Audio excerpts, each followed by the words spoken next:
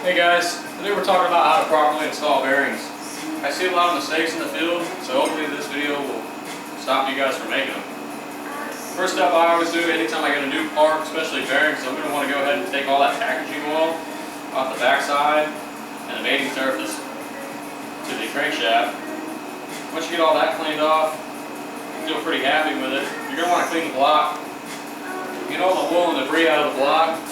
Any of that foreign material through here, it's going to tear those bearings up pretty quick. You can see a bunch of metal in the pan, you tear it down, you get a bunch of lines through the bearings. Not much how you want to end your day. Another very big mistake I see in the field, these bearings are actually labeled. Take a look at them. This one right here has a U on it, standing for upper. This one right here has an L on it, standing for lower. The upper bearing always goes to the block, while the lower bearing always goes to the cap. You're going to make sure you align that tang, press that bearing into place, push the decks down, and make sure the oil supply hole is aligned.